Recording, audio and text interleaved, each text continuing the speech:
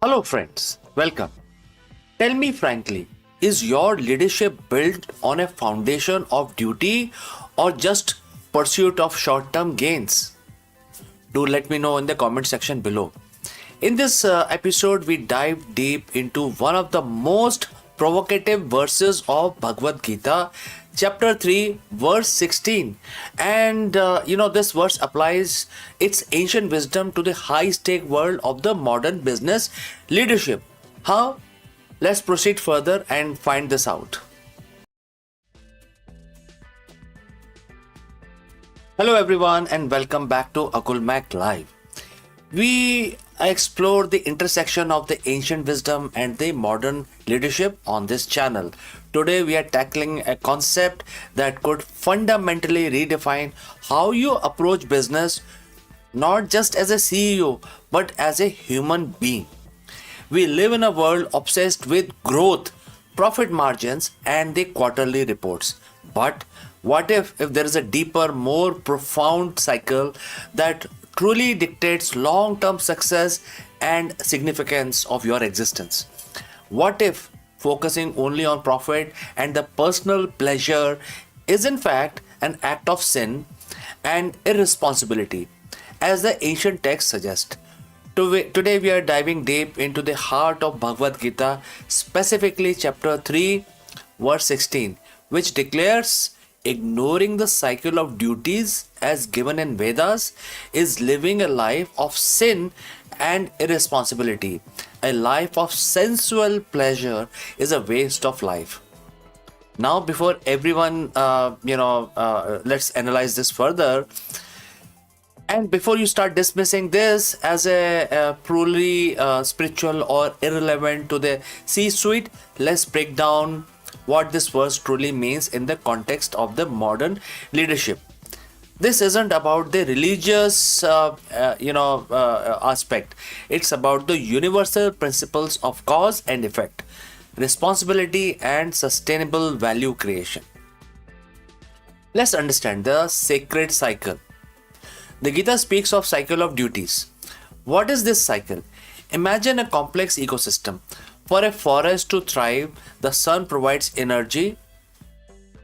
Trees convert it into usable items. Animals consume the plant, and their waste fertilize the soil, allowing new growth. Each element has a role to play, a duty in maintaining the health and vitality of the whole system. If one part neglects its duty, the entire system suffers. In the corporate world, the sacred cycle represents the intricate web of relationships and responsibilities, and that every business has. For example, to its employees, providing fair wages, growth opportunities, and a positive environment is the duty. To its customer, delivering genuine value, quality, and ethical service is the duty of the business. What is the duty for shareholders? Ensuring responsible stewardship, sustainable returns, not just short term windfalls. And lastly, community and society. Contributing positively, minimizing negative impact, and engaging in the corporate social responsibilities. To the environment, how it applies: operating sustainably, conserving resources, and reducing its footprint. When a CEO or a leadership team understand and honor its interconnected sacred cycle, they realize that their actions have ripple effects far beyond the balance sheet.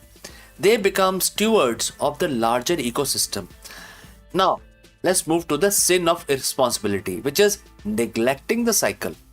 The verse warns that ignoring the cycle of duty is living a life of sin and irresponsibility. In business terms, what does this sin looks like? It's a pursuit of quarterly profit at any environmental cost. It's exploiting labor for cheap production. It's prioritizing executive bonus while laying off loyal employees. It's releasing products that are knowingly harmful or designed for a planned obsolescence.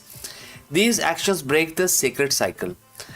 They deplete resources, erode trust, and create instability. Think about it. Think further on this.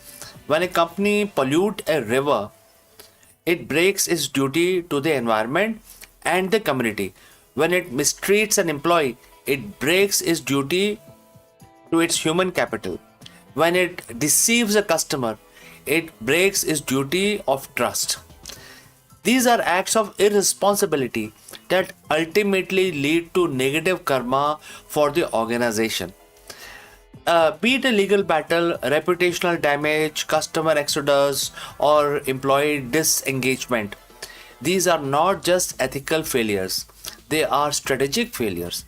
A life of sensual pleasure is a waste of life. It's like a treadmill of business which is going nowhere.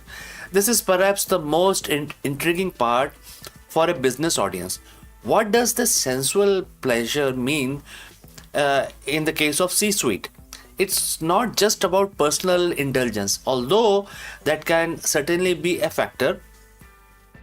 In the corporate context, sensual pleasure can be seen as first, the addiction to short term gains, chasing quick crop profit, market share boost, or fleeting trends without considering long term impact.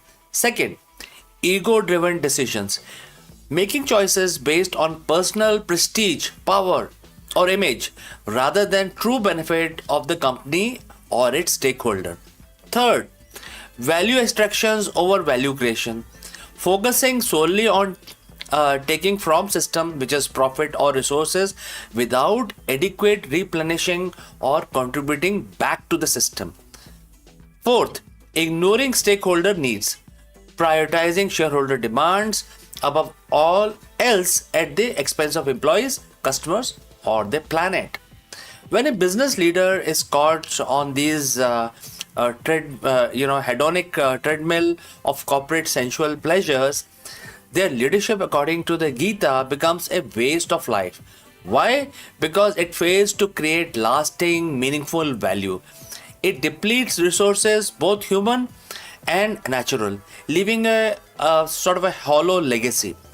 It's a chase that never truly satisfies and ultimately leads to an unsustainable existence for the business itself. And now, how do we apply this lesson? Building a legacy of dharma.